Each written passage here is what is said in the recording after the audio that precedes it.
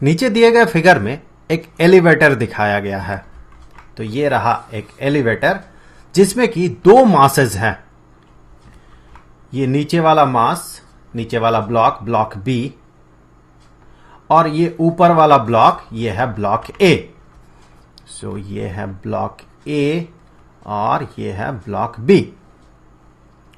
ये जो एलिवेटर है ये नीचे की तरफ एक्सीलरेशन में है 2 मीटर पर सेकेंड स्क्वायर्ड।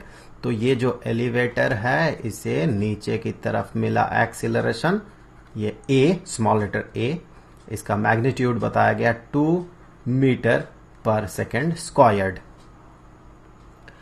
यहां पर हमें यह पता लगाना है कि कितना फोर्स एक्सर्ट किया जाएगा ब्लॉक ए के द्वारा ब्लॉक बी में। तो चलिए मान लेते हैं ये जो ब्लॉक ए है ये ब्लॉक बी पे कुछ फोर्स अप्लाई करता है और उस फोर्स को हमने नाम दिया ये है एफ।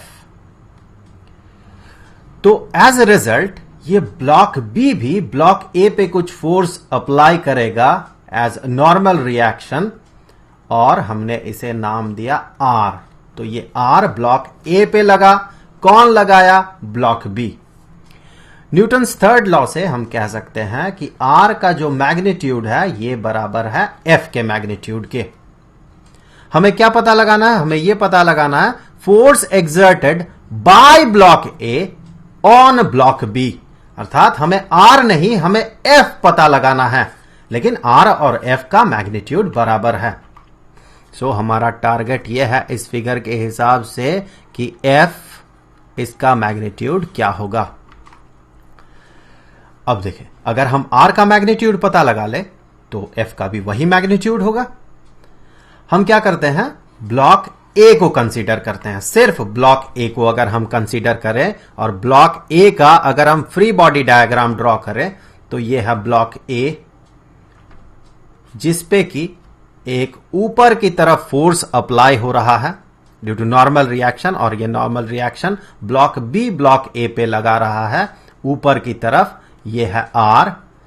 और इस ब्लॉक ए पे ड्यू टू ग्रेविटी एक फोर्स नीचे की तरफ अप्लाई होगा, वो होगा इसका mass into acceleration due to gravity. और इसका मास, ब्लॉक ए का मास, ये बताएगा 0.5 kg। तो यहां मैं लिख दूं m is equal to 0.5 kg। और इस ब्लॉक पे जो एक्सीलरेशन अप्लाई हुआ वो एक्सीलरेशन इस एलिवेटर का ही एक्सीलरेशन होगा जो कि नीचे की तरफ है।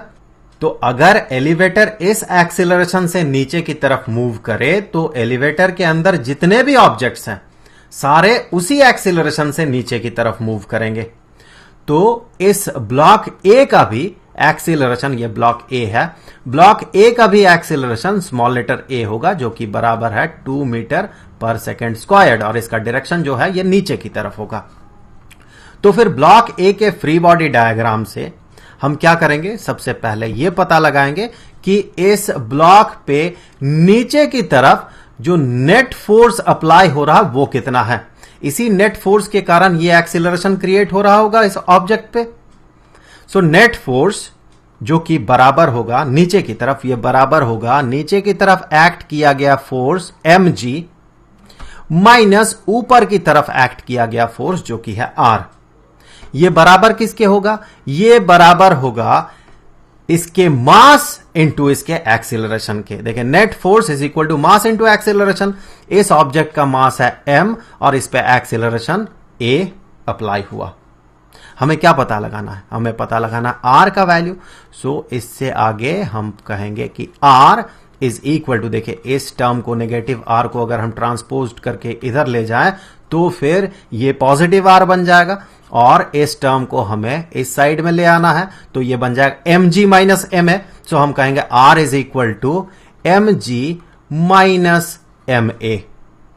तो इससे आगे r is equal to m into g minus a। तो ये बराबर होगा, देखें किसके? m, इसका मैग्नीट्यूड है 0.5 kg, g acceleration due to gravity 9.8 metre per second squared minus A, ये बराबर है 2 मीटर पर सेकेंड स्क्वायर्ड के। तो ये हो गया 0.5 kg into 7.8 metre per second squared. Evaluate करें इसे।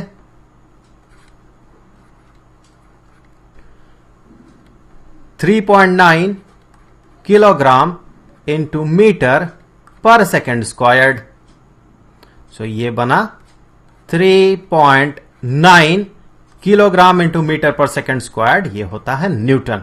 सो ये जो आर है अर्थात जो नॉर्मल रिएक्शन बी ए पे लगा रहा है उसका मैग्नीट्यूड है 3.9 न्यूटन। तो हम कह सकते हैं ये जो ब्लॉक ए है ये बी पे जो फोर्स अप्लाई कर रहा है जो कि है एफ के बराबर, इसका मैग्नीट्यूड चूंकि आर के बराबर ही है तो इस एफ का मैग्नीट्यूड ये होगा 3.9 न्यूटन।